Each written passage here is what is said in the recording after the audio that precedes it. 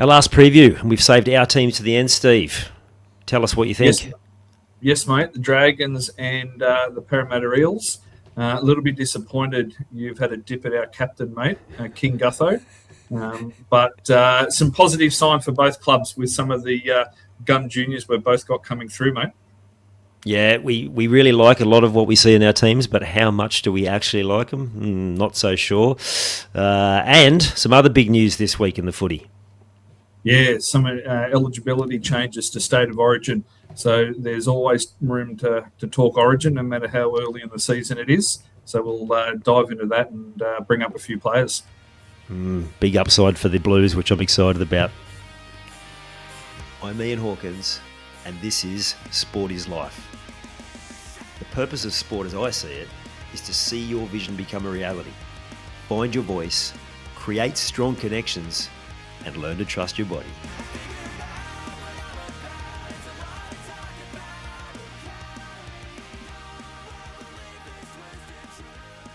All right, the final League is Life preview for the season, and we left the best till last. And when I say best, I certainly don't mean best in terms of playing, but in terms of our favourite teams. Steve, looking forward to talking all things Eels and Dragons today. Mate, I would have much preferred to talk about the Dragons before last weekend's trial performance. I can't wait to hear how much shit you're going to put on the mighty Dragons. But we'll have a few laughs. Some things come out of the trials and a few other things. Looking forward to talking about it all, mate. Yeah, it's good, mate. You must be disappointed though. You're going to Vegas to watch them, and they turn out that shit against let's be honest, a second string South team at best. Yeah, it was very disappointing, mate. I wasn't expecting fireworks. The Dragons don't play that sort of style of game as it is, but I was certainly expecting a pretty solid performance and a hit out. There was barely a first grader in the south side with respect to them. They had one of their front rowers, but outside of that, she was pretty light on. They had a lot of superstars watching from the Pine. Barnett didn't even get involved. He was a spectator as well. So, look, at the end of the day, it is a trial match. I've been telling myself for the last couple of days. So I'm not going to get too upset about it, but we'll see. We'll need to see some improvement very quickly from the Dragons, I think. So disappointed you're wearing blue and gold today, mate. I love it. Well, normally what happens, mate, when the Dragons don't perform well, I go to my beloved North Devs, my Q Cup team here that I follow pretty strongly. So, it doesn't take me long to jump ship onto the Devs, mate. They're been very successful over the last few years. Oh, mate, I've jumped a few bandwagons in my time, so I can relate. Many, many poor years. All right, let's start with the Dragons. Let's start with the shining light. Yeah. That young fella, you mentioned him last week in the first trial. He's genuinely someone to get excited about, isn't he? What's his name? Cade Reid. Yeah, he was, mate. He played really well in that first trial. So I think that I've put that down as the Dragons' strength is the future. There's certainly a lot of tomorrows in that side. You know, they've certainly got a couple of the old fellas with Gutho and Cookie, Val, etc. But the future does look bright for St George. They've really gone back to that catchment area, especially in the Wollongong region. You know, they've produced some quality footballers for a long, long time now through that area. And the future does look bright, and that's their strength. You know, if you look at that forward pack, you could name a forward pack now for the Dragons that look pretty solid for the next few years. They all look like they have already started becoming, solid first graders and look like they could even potentially hit rep honours. So that's certainly their strength. And young fellas are going to have off days. And I'm not saying I'm getting caught too much up on the trial. It wasn't a good enough performance, but trials are trials. They've certainly got one eye on Vegas. Yep. I wouldn't want to be going out getting injured in a trial game and missing Vegas. And you're going to get young guys that are going to have, some bumps and bruises that aren't up to that year in, year out first grader. But certainly the future looks bright across the board. They've got a number of young backs as well, but certainly that forward pack's one to get excited about, mate. Yeah, I agree. I think for sure. And if you think about Burton getting injured earlier in the day, that may have spooked a few of them. Could you imagine getting injured and having to miss that trip? You'd be gutted. Brutal, absolutely brutal. So it would have played on their mind, no doubt. So there's, while there's a few things to get excited about for a few other teams, you can't go too high or too low with the old trial matches. They're one to get out there and have a run around and try and blow the cobwebs out. Hopefully, they'll be a lot better for it come Vegas. Yeah, absolutely. Yeah, I agree. Particularly a good young crop of forwards. We saw it last year at the start of the year before a lot of them actually got injured.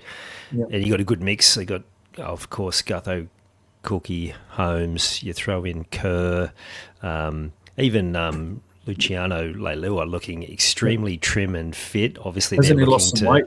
Yeah, he actually looks amazing. So you've got a good mix of experience.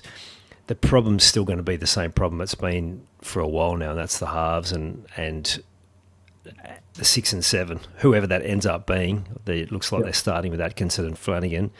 But even just beyond that, like there seems to be a real lack of star power for guys in their prime. Like you've got a few guys there who have been stars. They're on the wrong side of 30 now. They're still playing well, but there's not that 24 to 28-year-old star that you're just looking, okay, that's something for me to get excited about this year. Yeah, no, you're spot on, mate. Where the Dragons are caught in that transitional period where they've got a couple of those older fellas in to try to hopefully show them the way and show them what it's like to be professional. Like no one can knock Gutherson and Cook especially.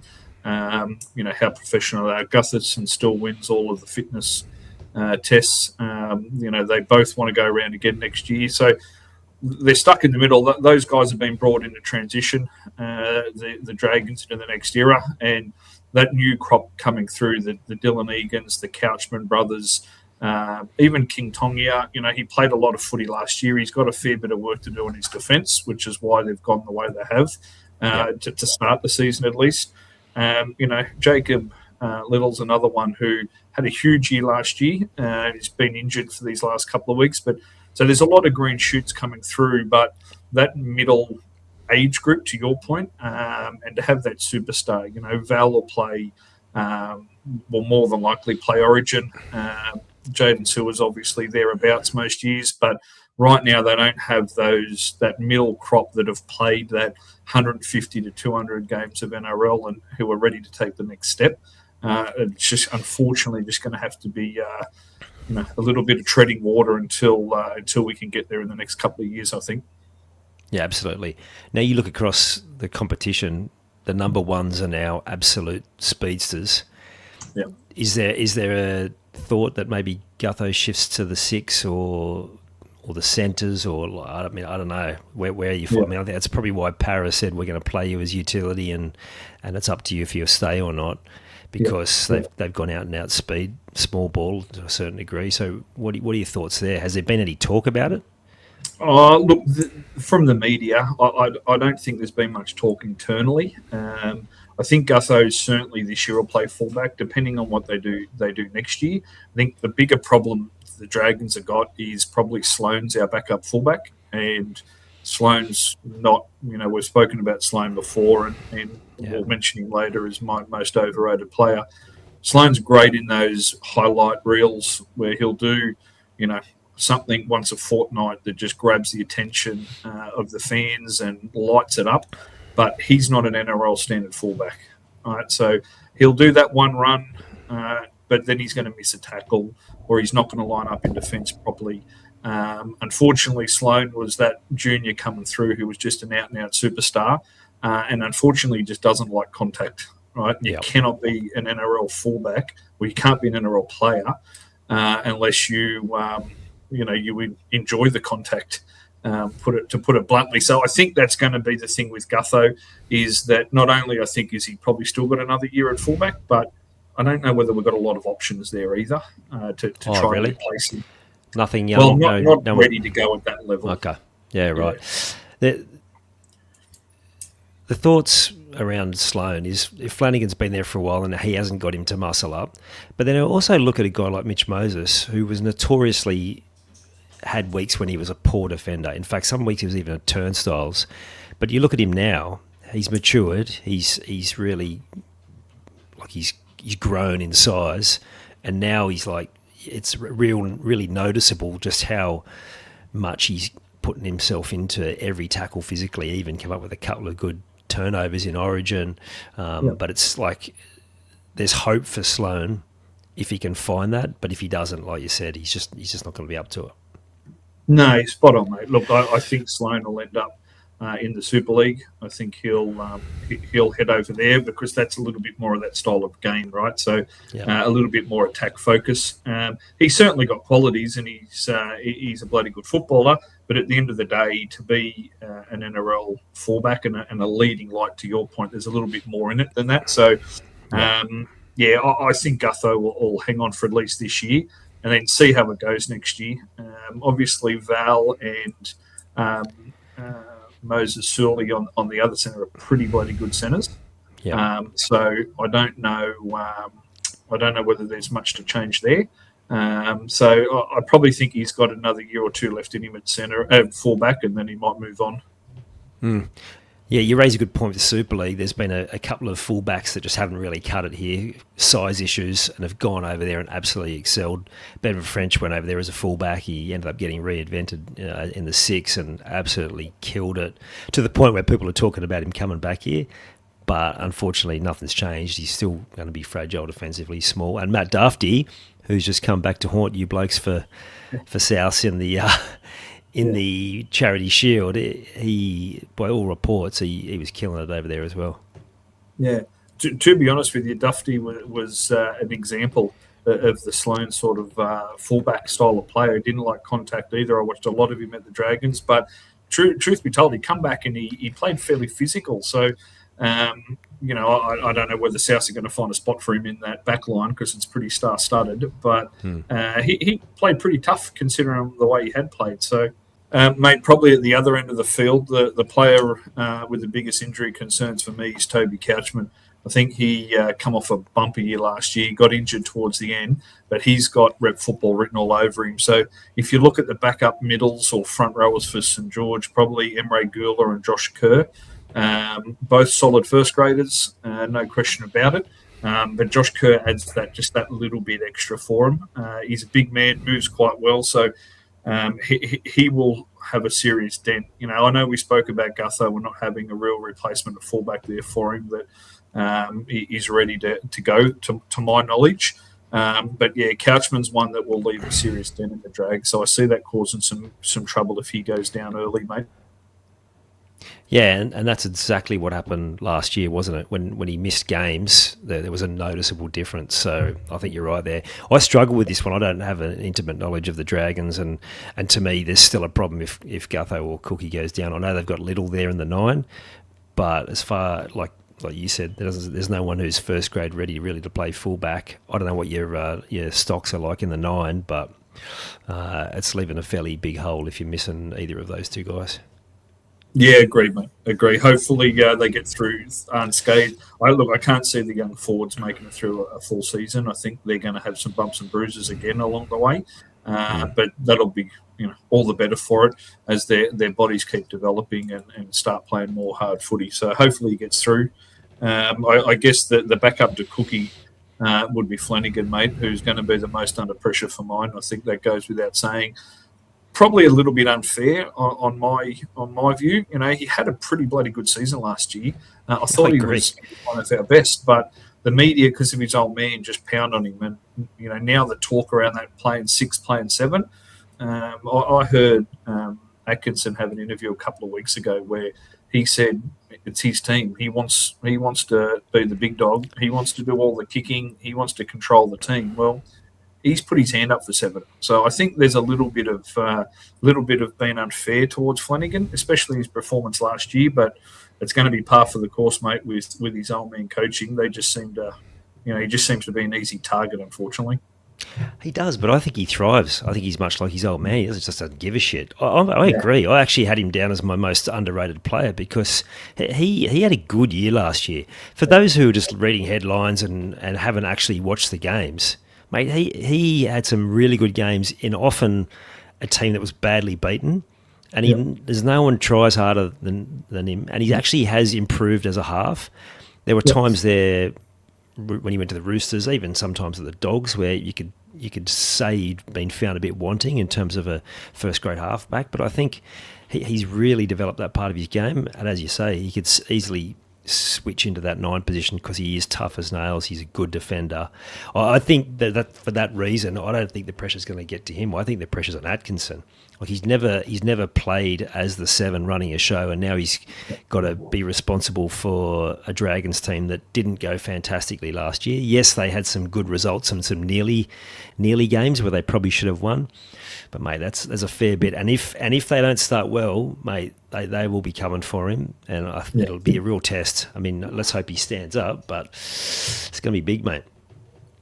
Yeah, no, couldn't agree with you more, mate. I think he's in for a big season. He did take a fair bit of control. He did a lot of the kicking in the Charity Shield, so that's good signs. Traditionally, unfortunately, over the years, probably since Sauer, we haven't really had a strong kicking game. You know, Ben Hunt was never been a noted kicker. We've kicked a lot out of dummy half out of necessity over the years. So hopefully that's a promising sign. And, you know, I like the fact St George got a halfback that says, I want to be the halfback. I want this team to be mine. I want to stand up and control the team. So that's promising. So hopefully, mate, Flanagan gets a little bit of a reprieve and, he gets to play some footy again, mate. I watched the same thing happen with Jake Arthur when he was playing at Para and the fans just turned on him. They were booing him. Like, it's disgraceful. Like, the young bloke's just doing his best and he's getting booed because they reckon there's nepotism. Yeah. The reality was we didn't have any depth. I don't know who else they thought they were going to have in there. Same with the Dragons. It's not like you're going to throw someone in there and they're going to do a better job. It's just one of those things that people seem pretty quick to jump on. And let's be honest, if Nathan hadn't had the career that he'd gone on to have, like, there would have been times where there would have been some pressure start to come to the Clearys as well. But as it's turned out, that hasn't been a problem. No, it certainly hasn't, mate. Rest assured, if either of them or both of them want to go to the Dragons, I'm happy to accept the Clearys. Exactly. Mate, I don't think we'd take him. It was like the was it Wigan that won a couple of years ago, and they go, I don't think we could fit Nathan Cleary in the team. Fucking please, come on. Yeah, good idea. Good work, mate. So for me, the underrated Cole Flanagan, overrated. I mentioned him before, and this is probably a bit of Eels bitterness, but he's just lacking that pace now that the fullback has these days. And yes, maybe you haven't got an alternative. And yes, he just keeps putting in, but there are times there where he kept putting in for Para too, but we weren't getting the results. And I don't know. I just don't think he's quite at the level that he still gets talked about. When people were saying, Para should have kept him, well, that's proved to be... I actually heard a few journalists actually admit that they got that wrong. And, hope for your sake, he's still got a good year left in him, but I just worry about his durability after another long season with a fairly busted body. Yeah, look, he's not going to light the NRL up like Reece Walsh will this year. That is what it is, right? And no one surely would be expecting that. So they'll be expecting, and Flanagan will expecting him to lead the team, be a really good communicator at the back in defence, try and build the game on defensive structure, and then effort with the ball, mate. So, Flanagan will know what they're going to get out of Gutho. No one will accuse him of not putting 100% in a try. So, I think you've been a bit harsh, mate. But I know you're a Para fan, so I believe it. Look, I mentioned Sloan, mate, so we won't go over that. My underrated and smoky for a rep debut is Toby Couchman, mate. I mentioned him earlier. I just got real big raps on him. He's a big body, but he's really mobile, and that repeat effort, he's just built for Origin. I think you're going to get high workloads out of him. We've already seen it in the trial that he racked up the tackle count. So he stays fully fit. I could certainly see him jagging a spot. Obviously, we'll get to Origin later with some of the eligibility rule changes, so there may be some changes with the New South Wales forward pack especially, but I could see him really taking a step. I think I rate him pretty highly. Out of all the young ones coming through, he's just that little bit older, so we're seeing him first. So, I've got huge raps on him, mate. Yeah, I like that. For me, and I've mentioned this a few times with a few of the teams, there may still be some gaps in the centres. We always seem to have 3 or 4 centres injured around Origin time, and Moses Sully, up until he got that concussion on Anzac Day, mate, he was absolutely killing it. And now you obviously watched more than me, but it didn't really feel like he bounced back after that. Like, it was a pretty sickening one. It didn't really feel like he bounced back and got to that high point of the first sort of 5-6 rounds. But I just think if he stays fit, he is just an absolute beast. Like, he's so hard to handle when he gets going. Yeah, he's one that took to Flanagan's style of coaching really well. Yeah, just played hard footy, big tackle buster effort. So look, that's a shout, mate. That will be a pretty hotly contested, especially if the Latrells are fit. Turbo fit. They just never are. No, that's the problem, right? So there's a lot, right? Best and Stag. So there's a lot of different options for him. Obviously, Crichton will be there. So, look, that's a good shout, mate. That certainly will be a hotly contested spot, though, for the Blues. But yeah, and it's good to see, because when he first burst onto the scene, Sully, there was he was inconsistent, as you'd expect. Like, he's a big unit, and people expect him just to go out there and be a seasoned first grader. So it's good to see him find some consistency. And I think, like you said, Flanagan's perfect fit for unleashing what he is capable of with that speed and that body shape, mate. Unbelievable. Coach, absolutely under pressure. They've had a tough run for a few years now. Honestly, he's got how long's he been there for now? Yeah, look, you're right. He's got to get results. He's got to get results this year. Look, I've put yes, no down here under pressure. I think from the media and the outside, I definitely think the Drums will be beaten if we get off to a slow start.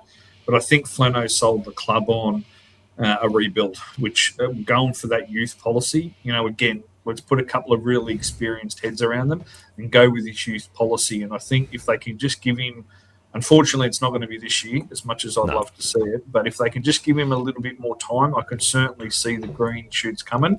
So I don't think he'll be under pressure internally, but at the end of the day, it'll be how strong the front office is. If they bow to the public and the press, then it doesn't look promising. But I certainly think that there's good times coming, and if Flanagan's there at the end, he'll certainly deserve the rewards that he'll get, mate. Oh, absolutely. He's a winner. There were part of me that was hoping Parra might snap him up when he came back into the game. Yeah. But again, results speak for themselves. Yeah.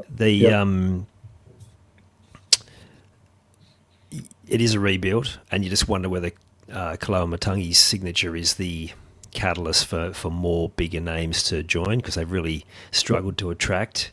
If they stick with Flana, there's every chance that they'll go on to bigger and better things. It's just if they will. Typically, the Dragons don't rush into sackings, do they? They certainly persisted with McGregor, perhaps longer than many thought they should have. 100%. No, they've been pretty steadfast in that. And you're right. You think another year under the young forwards belt, a year with Atkinson playing first grade for the entire season. We pick up another, probably, to our point earlier, a fullback or someone at that higher end even. They've made no secrets that they want a top tier number 7. So if those sort of things come off, you never know. But every other club's out there trying to do the same thing as well, right? So to see how the chips fall. Don't want to go off too early, but just the parts that I did see of Reed, like, he might be one of those kids that actually can be up to first grade. Like, obviously he was tough and he was aggressive. He was obviously he pissed off Sandon Smith on that tackle. Yeah. But also he just seemed so calm for a kid who's 19. There's plenty to like, so it'll be interesting to see. Okay, so as much as I was calling Gutho overrated, I just don't know where else you're going to load up on Daly M points apart from him consistently, because he's just always there. He's always chewing up the meters. I'd say that's one thing I will give him. He's often had 2 hit-ups a set, particularly when they've got the other pack backpedaling. He jumps in there and makes an extra 20 yards consistently. So I'd say he's going to be there or thereabouts, the Dragons. I don't know if you've got any other thoughts on that. Nah, look, no one from the Dragons will give the top 4 or 5 guys a shake. Well, they won't get close, mate. But Gutho certainly, and then we don't know what we're going to get out of Atkinson. So just see how we go, mate. But no one from the Dragons will give it a shake at the end of the day. I've got the new fella from the Warriors, Setu 2. Hopefully I'm pronouncing that right. As leading try scorer. I really like what I saw out of him in the trials. There wasn't much to see of anyone against South, but that first trial, he's got a good, strong carry on him. It looks like the work rate's pretty good as well. And playing outside of either Holmes or Sully, I think he'll end up lobbing outside of Holmes, but either side of either wing, he's going to get plenty of good ball and plenty of good opportunities. So I'll probably see him as a bit of a smoky for the top try scorer. He certainly, again, won't take the whole thing out. The Dragons won't score that many points, unfortunately, but I see him crossing the line a few times. I saw last year's top try scorers for the Dragons. It was Sloane with 9.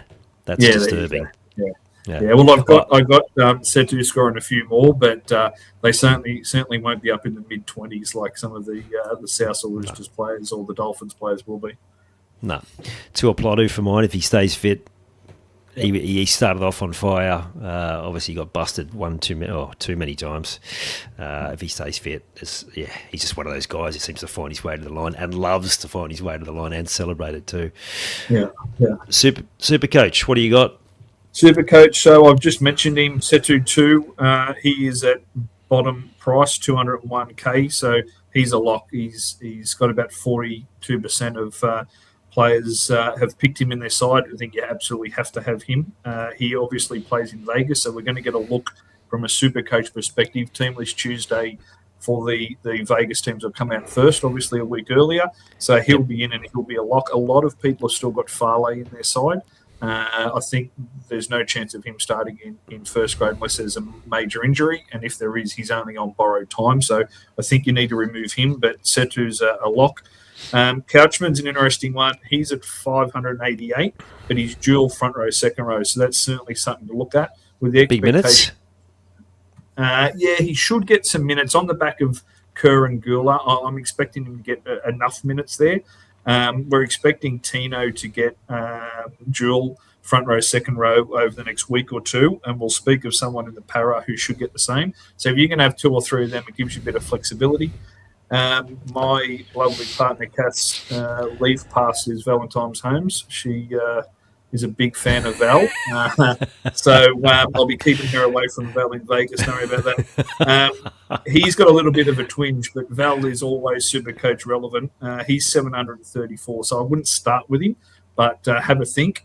And then Atkinson, he's going to fall in the same category as Pizzette and Sanders. So I probably would have, you've got to have at least one, maybe even 2 of them. Having all 3 would be a ballsy move, but he's at 235k as well. So a few there at the Dragons to think about, but for God's sake, don't load up on too many of them after what we saw in the South game.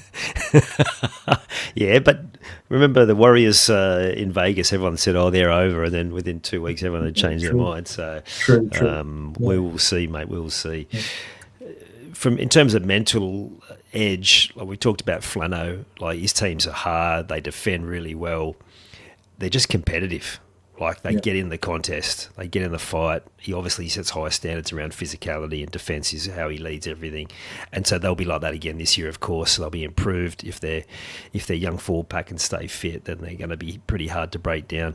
The challenge mentally, I think, is if they do start falling into that injury trap again, particularly if some of those young guys are getting repeat injuries, that does tend to mess with the head. We've seen that with some of the best players in the league. So there's that side of things. Do they get a bit gun shy? And then, like I said before about Atkinson, if they don't start well and he's battling, then that will flow through the whole team, because it's like, where do we go now? So I think there's a lot to like for the Dragons mentally. They were probably in more games than they deserve to be, but then also that they probably didn't win a few games that they probably should have. The Eels-Dragons game, one that I can remember that we got away with that we probably shouldn't have. In the first round, second round, you towed us up, of course, but we won't talk about that. So, yeah, I think they should be good from that mental perspective, but there is a few doubts that could creep in. So it will be really interesting to see how it unfolds. Where have you got them finishing, mate? Mate, I've changed this a handful of times. So I've ended up lobbing on 10th. Now, I'm assuming you're going to have a go, and it's a bit optimistic. I might be at 10th. But look, I saw a lot about him I really liked. Our good Dragons fan, Elsie, will not be happy. I've got them outside of the 8. He's reached out over socials and told us that if I don't pick him in the top 8, he won't be happy. But look, I just see those forwards need another year, young halves. So, look, I'd love to see them make the 8, but I just think when time comes, they're just going to be a couple of wins short, I think. Yeah, I think if you're a fan, you're hopeful because there was enough there to like last year, and you've had some decent additions, and you're going to have everyone fit at the start of the year. But every team seems to have improved, and you just don't see enough. We talked about at the start; they just don't have that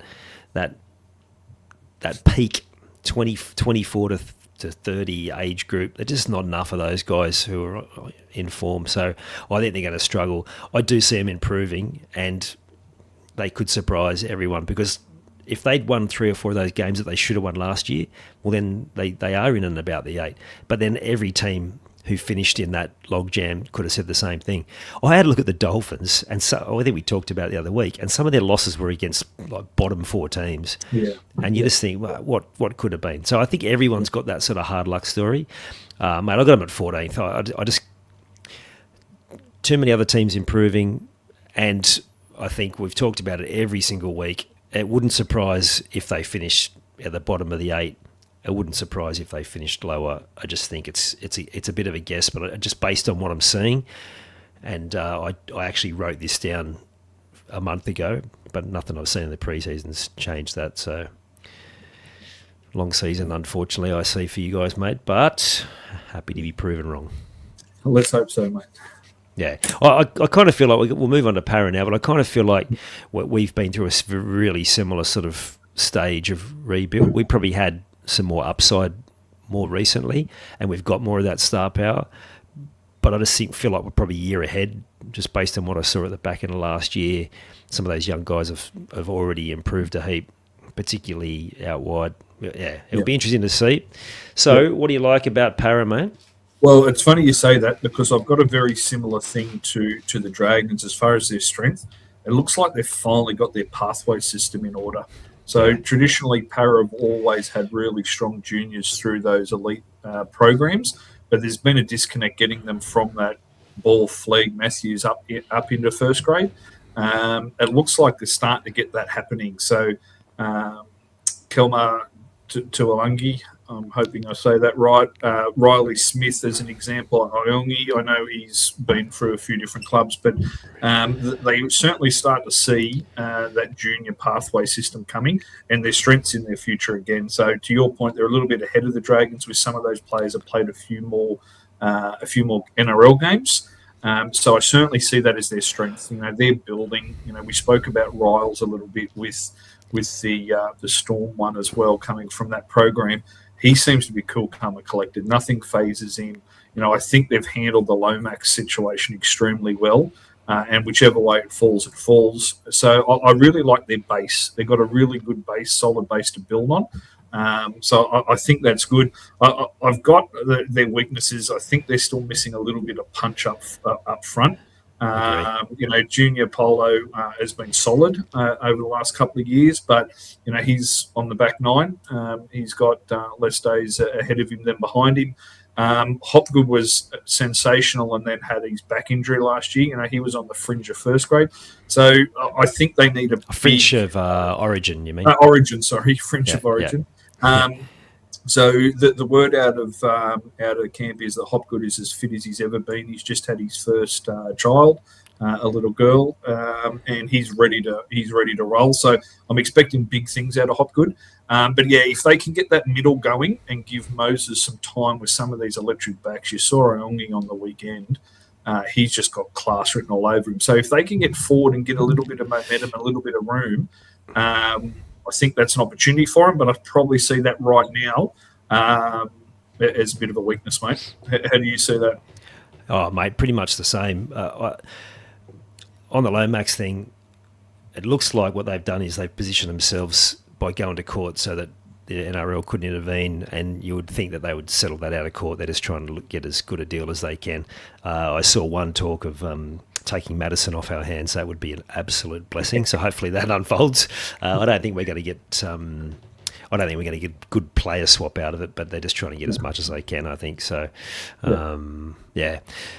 Obviously, the strengths of the halves. They've got exciting one, as you said, Iongi, and they've got 2 9s who have definitely got more upsides in the future. So there's like plenty of that, like you said, that solid base. I actually really liked the exciting brand of football they played. They really started attacking from anywhere, and I don't know if you saw any of the games where they actually spread it from the kickoff, and they actually made some decent meters. Not every time, just every now and then. They just do a shift from the kickoff from one side to the other, and they did that from all over the park at times. So they're you mentioned the big fellas. I see that as a bit of an issue as well. They've got Jack Williams, who's one of those guys I think you're going to mention, front row, second row. Not huge. Hopgood looks like he's going to play in the front row as well. Obviously, DeBellin will spend a bit of time there. So if small ball doesn't work, then, yeah, they might be found a bit wanting there. Although, again, some good fellas coming through. You said to Kelma Talangi, I think you were thinking of Ryder Talangi, who's Blazer's brother, who's the young fella coming through. Kelma came from Manly. He's a bit older. Right. So sorry, yeah. I thought he was a local junior, mate.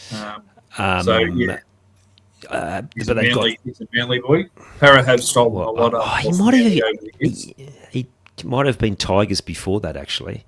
Tigers to Manly and Para. Anyway, he's a bit older, but I think it's like for the Para fans that remember shades of the late 90s when we had that core group of those older guys, Pay, McCracken, Dimmick, and Paul Stringer was coming off towards the end there. There's a couple other names that escape me, but then at the same time we had Nathan Kalis, Nathan Hindmarsh, a couple other good young Mick Vella coming through, and we've got Luca Moretti, Charlie Guymer, Katonga, who's the big Fijian fellow who plays out wide in his first full year of first grade last year. Super impressive. The big unit, Tuivasa, who's only 21.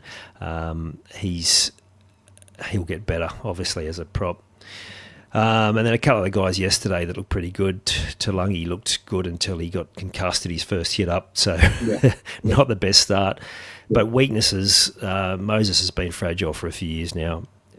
He's just got to stay fit, and if he doesn't, yes, they're better equipped than they have been in a long time.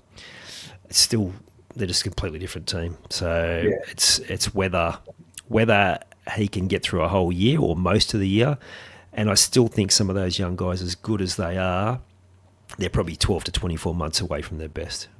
Yeah, see it as the same, mate. Moses is their big injury. I don't think they. I got them out of the 8 anyway, not to jump ahead, but I don't think they can make the 8 without Moses. You know, I've got him just a shade behind Cleary and Hughes in that top bracket of sevens. I think he's a bloody good half. He can really change it up for him, and he gives them that little bit of mongrel, a little bit of energy as well. He's got that, he's got that swagger about him. So he's definitely, without Moses, they're still going to do all right. They're still going to do solid like they did last year, but he's going to be the big one. And for that, he's going to be the one under pressure, right? He's got the keys. It's his team to run. I've got, as I mentioned earlier, Junior Polo down there as well. He's got to lead from the front and really take a step up with the younger fellas. So if he can get a good year out, it's going to be big for the club. But yeah, they ride and die on Moses, right? He's the main man, and he's the one that's going to be able to do it for him. Yeah, 100%. I think I always wonder why, like, he doesn't get mentioned in the same breath as Hughes. I think what he did at Origin, well, he's won his last 4 Origin games. Like he went to another level when he played his first Origin and finished that game with a busted back in the first tackle he made. Clearly at NRL level, Cleary is still at the top, but Moses has played well in those Origin games, even in for Australia a couple of years ago when he stepped up. Under pressure, I sort of found this hard one to answer. Obviously Moses is a no-brainer, but I think he's up to it. I think someone like DeBellin coming into a new team, he's 34, so yes, he might have had a few years out, so maybe he's not the typical 34-year-old in terms of his body, but coming into a new system at that age, I think that's, the fans will let him know if he doesn't step up. So I think that's just an interesting one to watch. I don't know about pressure, but one to watch there. The underrated two guys, Sean Russell, he was one of those players where he would do my head in. Like he didn't defend well. He just didn't feel like he'd make any meters. And then last year, I kept saying every week, he's the most improved footballer in the comp. And then yesterday in the trial, he just backed that up. Like, he's become super tough. He defends well. That may have had something to do with Josh Addo-Carr defending next to him for a fair chunk of the year. But I think the Bears are on a winner there. I think I mentioned that in the previous episode too. And Simonson, I think we'll miss Lomax's presence, obviously, but he was prone to some defensive lapses. Maybe that was covered over a bit in Origin in a really, really elite defensive unit. But for Parra a couple of times, he just made poor reads, poor mistakes, lazy almost at times, which I'm sure you can remember at different times for the Dragons as well. And I just think Simonson is one of those players that he's 22. When he stepped in for the prelim final, he was enormous defensively. He's a great defender. He's got bigger. Same thing as Moses. The fragility is the problem. But if he can get a full year out of him, I don't think we'll miss him.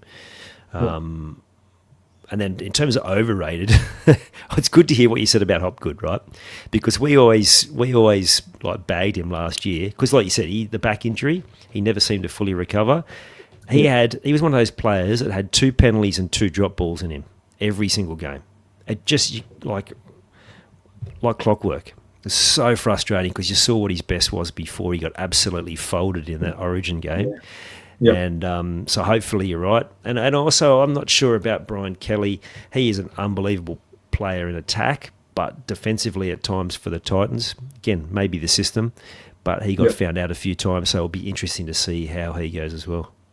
Yeah, it's a good shout, mate. I don't think Ryles will put up with an outside back not defending well. So I think if Kelly doesn't get his defence in order, it won't be long. Mate, I've got one with some pretty big raps on them. I've got Iongi and Kelmer that we've already spoken about. They've got raps on them, so hard to be underrated. But they got a little bit of class about them. I think obviously at different times in their career at the moment, but I think they've got a pretty big future ahead for both of them. If they can stay in the park, get some game time into them, they could be anything. I'm going to flip the script on what you did to the Dragons, mate. My overrated. I'm shocked Parra signed DeBellin. I can only assume it is on close enough to league minimum, and they just needed a little bit of middle depth. I don't see him adding a great deal to you guys. Obviously, they're going to push Hopgood up front. I think he's had his time in the NRL, mate. I can imagine he's trying to get another couple of years out of him and potentially get into the PNG side for their first inaugural season. But look, if Parra are fair dinkum this year, I can't see him playing as much game time as what the press is talking about. Look, been a great player, but I think he's had his time, mate. So I don't see much happening there. You talk about, Hopgood seemed to have been a regular occurrence. I call him a smoky for rep footy because he's already played it, so it's a bit hard to call him a smoky. But I genuinely think back fully fit, Hopgood can still cause havoc with that rep football. He's got obviously 19 slots now in the Origin side, and again some eligibility changes. Will be interesting to see how that lobs. But I got huge raps on Hopgood, so I really hope he's fully fit and ready to go because I see him can make a Queensland side. And then in a few years down the track, it won't happen this year, but Iongi and Smith at number 9, I think they've both got massive futures. You're going to hear a lot about Smith. The press will lead up to the fact he's Australian schoolboy rugby league player and cricketer. I've got a hot tip for you. You're going to hear about that as many times as you hear that Damien Cook's a beach sprinter. Bossy will not be able to help himself with that. We'll do my head in by the time this bloke retires. But He started yesterday. He did it. So there you go. They're both got very big futures, mate. If they continue to develop, there's obviously a lot of hard work to go in and a bit of luck, but they've got some bright futures. So in a few years down the track, I could see both of them playing as well, mate. Yeah, I like that. Dylan Walker, when the stats last year when he was on, it was like plus 16, and when he was off, it was like minus 10. Yeah. So I feel like DeBellin's just that stopgap. I don't think he'll play big minutes. I think he's just filling a hole while Walker's off because he can't play long minutes.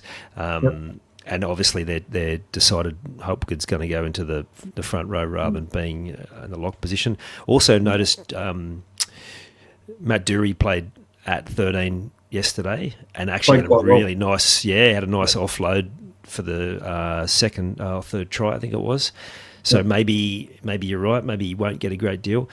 The Smoky, I hope you're right about Hopgood.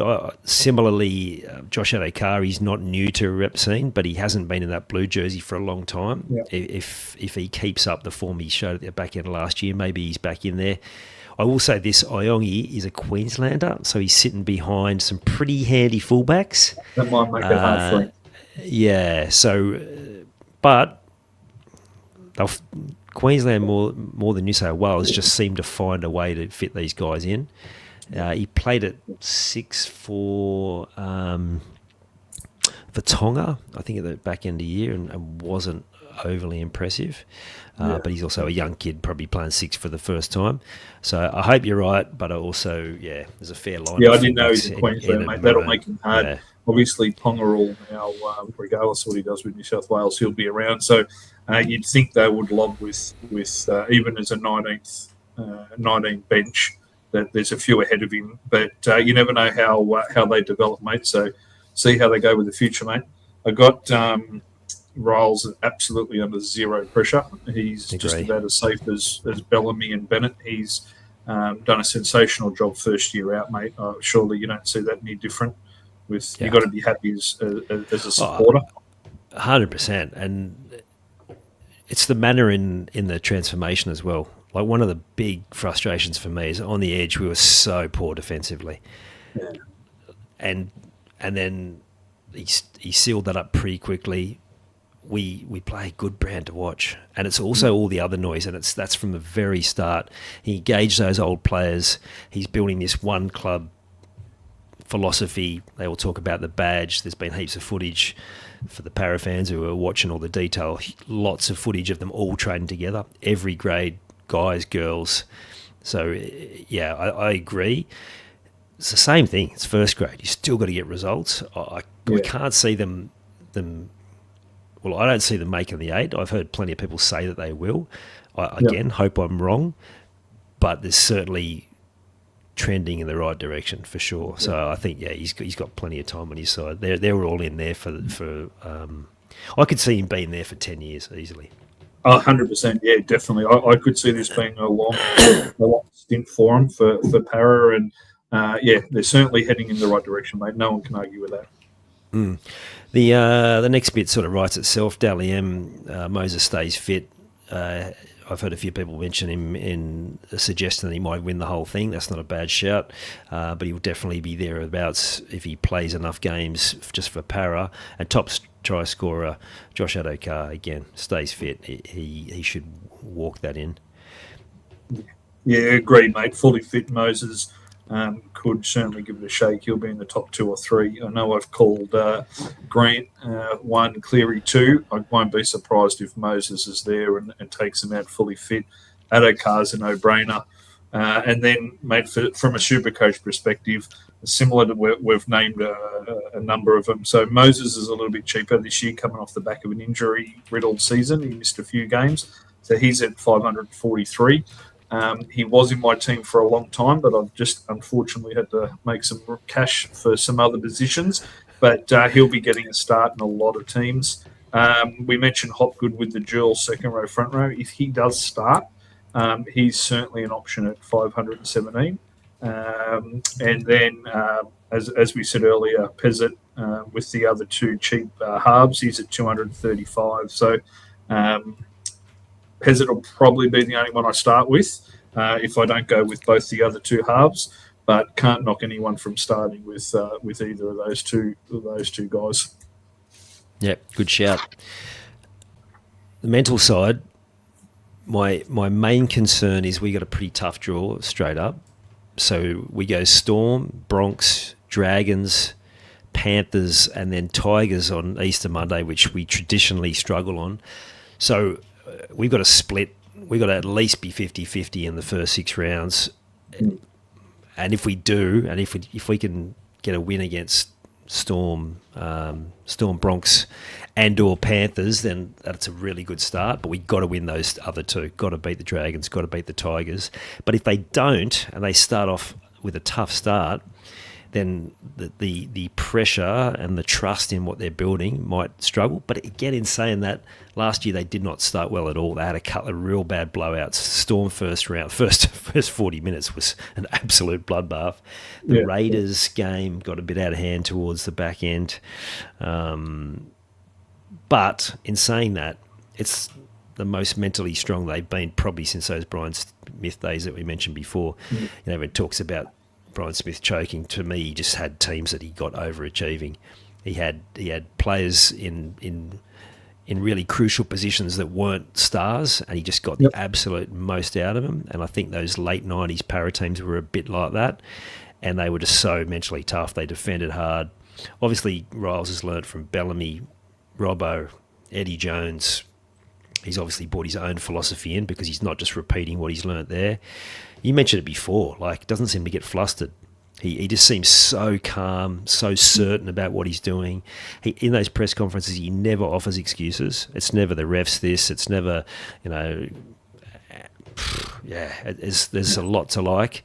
And even though I'm really excited and I have genuine hopes that we can make the 8, I still, there's too many other teams that are still up there that I haven't seen go far enough backwards. So I've got them at 10th, given that they finished 11th last year, and I can only see them improving. But again, anywhere from 6th to 16th. Yeah, you're right, mate. I got them at 12th for a lot of the same reasons, right? You talk about that early start. I don't know whether it's as hard as what it might look on the surface, mate. The Storm, I know they've never lost a round 1 game for 1,000 years, but and we say every year this could be the year, but they're missing a few. They're missing a few players. Their stars are coming off the back of a kangaroo tour, so you never know. There's obviously a bit of Lomax drama floating around. They come up against Penrith, who have got their own nightmare start to the season. So obviously they'll drop the Dragons game because we will annihilate them. But you got to. It's not as bad as what you think. And then obviously you mentioned the Broncos with the Payne Haas going on, how they're going to come out and start the season. So while it certainly is a tough draw, there's certainly optimism, mate. I'm talking you into a couple of wins there. 5-0, mate. Thank you. About That'll actually. Could you imagine if either of our two sides do like hit the ground running and go on like 5-0, 4-1? Like suddenly the talk will come. Like, are two sides that aren't quite at that level, are they up for that sort of scrutiny? So that's something. Hopefully, we both have that problem, but that would be interesting to see. Okay, so we managed to stretch that out well because we could talk about our own teams for hours, but I don't know if I've got too much more to give, to be honest. It's only early days and we're getting excited, as every fan does. But you mentioned Origin and the change of eligibility rules. Oh, mate, How good is a front row of a rotation of Haas, Addin Fonua-Blake and Mitch Barnett? That looks all right, doesn't it? It does look all right. I think there's a lot of. I'll try to dive into as much as I can. There's still everyone's diving for records to see when certain players landed in Australia and where they were playing when they were 13. So I think there's a few players out there that were still hanging on. The last time I read about Hughes from the Storm, he may have played his first game up here on the Gold Coast when he was 14. So he may be 12 months too late, but who knows what they'll come up with and what they'll find. So, look, I don't mind it. I'm certainly not a fan of them taking a game to New Zealand in 2027. I think they hid that in the announcement. I think, call it old-fashioned or not, I think the game should be played in Australia. I get what they're trying to do, but that's what the Vegas round's for, or that's what Magic round's for. I genuinely think it should be here, so I'm not a fan of that. However, the eligibility rules, the reality is the game's going in this direction, right? We've got over, I think it's over 52% at the moment, are players with heritage from the island countries. And you saw Parramatta as a classic example, but the trial matches throughout the year, these young fellas coming through have heritage that are Tongan, Samoan, etc. And that's where they're going to want to play, and no one can dispute that. They've got every right to do that. So I just hope that they do not water down the 13-year eligibility, and that there is that cutoff. I would hate to see a Sam Burgess grow up in England and then come over here, start playing first grade, and then all of a sudden he's playing Origin. I don't like that idea. So I understand where they're coming from for this, but I hope it doesn't get watered down any further, because then I wouldn't be a fan. I think it loses its tribalism. Fonua-Blake, I found out this morning, was born in New South Wales, so he has every right to play for New South Wales. So no problems, go for it. I think that's good. Play juniors here. Like apart from the fact of his heritage, he's essentially Australian, so a New South Welshman. So yeah, that makes sense. Yeah, it makes sense to me, mate. I just hope they don't water it down any further. I hope this is it, and that way you've still got that, emotional attachment, that tribalism, that feeling that you get in the game, because that's what makes Origin work, right? Yeah, 100%. And also Herbie Farnworth came here at 14, so we certainly don't want to have him representing Queensland, because he's actually scary. yeah, exactly. Yeah, I think there'll be a lot of diving for birth certificates and finding when people arrived in Australia and those sort of things. But yeah, look, I think it's a common sense approach, as long as this is it. Unfortunately, Vanlandis at the moment seems to want to continue to change things. Let's just hope that this is the last one for Origin for a little while. Yeah, I've got a counter opinion on New Zealand. I was really sceptical about Vegas, and such a proud day that day, that Vegas, how big it was, how it was just the talk of Australian sport. Like everyone was talking about it, and it was for me. It was like, wow, our little old game from Australia. Look what we've done. Oh mate, I get goosebumps even now. Like, I just remember sitting there, the whole family were watching it, just going, "Oh fuck, this is the coolest thing ever!" Like, and watching the build up. Like, I'm not surprised you're going, because the build up, the fan events that they ran, they show those crowds of them all together, everyone just looking like they're having the absolute best time. Mate, I'm all in on New Zealand. I just think if I'm in a position where I can go next year, mate, I reckon, how cool. I've been to Origin in Melbourne a couple of times. Just a great experience. And the other thing is that when we hit the pandemic, we hadn't financially proofed the game. And basically, if we didn't come back and play, we were fucked. Whereas now everything is about how do we continue to build the wealth around the game. And the amount of money that they've talked about it will tip into New Zealand tourism is in the multiple millions. Like, I think they talked about 15 to 20 million. So no doubt that the game is going to see a fair chunk of that. Mm-hmm. So I just think, mate, people will travel. I mean, like, who'd have thought that first year they got 10, 15,000 Australians over there? That's only going to grow. It'd be interesting to see how many are going. I don't know if you've seen the figures for tickets already, but I imagine with Dogs and Dragons and Cowboys fans who are used to travelling. Oh, and again, the Knights, who are just like absolute diehards. They're there every week. Fan bases. Yeah, you imagine there's going to be a really good contingent of all those teams over there. Yeah, no, definitely, mate. So, look, we'll see how it pans out for Origin. As I said, I'm not a fan. Certainly owe New Zealand a lot, and I only heard this morning that there's talk in Auckland that the Warriors are overtaking the Blues as far as popularity, fan base, wow, viewership, etc., which is a monster deal. So, look, all for it. There's no doubt there'll be another team in New Zealand, in the future. So, look, get all that for New Zealand Rugby League. Maybe I'm a little bit of a dinosaur when it comes to Origin, mate. Don't mind the eligibility, but yeah, I'd rather see it played here. But we'll see how it pans out. If we're going to Perth and Adelaide, that until maybe a few years ago they had a team in there. Well, it's almost like going to another country. We're closer to Auckland than Perth, I suppose, aren't we? Exactly. Anything else from the trials that you liked? It's funny. I watched the first 5 minutes of the Knights Dogs game, and I went, "Oh, actually, maybe the Knights will go all right this year." Yeah, they just couldn't score, despite they seem to have so much ball and they've got all that firepower. It just, mate, blank. Yeah, no.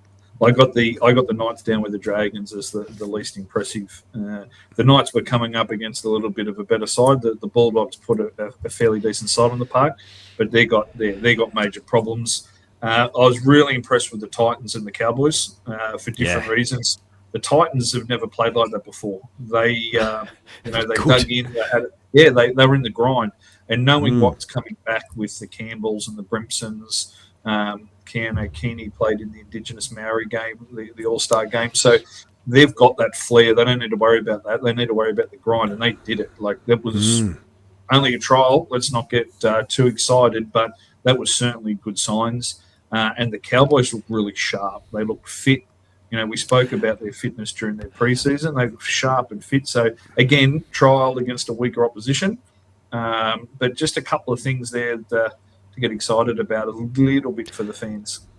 Yeah, they did definitely play a second-string Penrith team.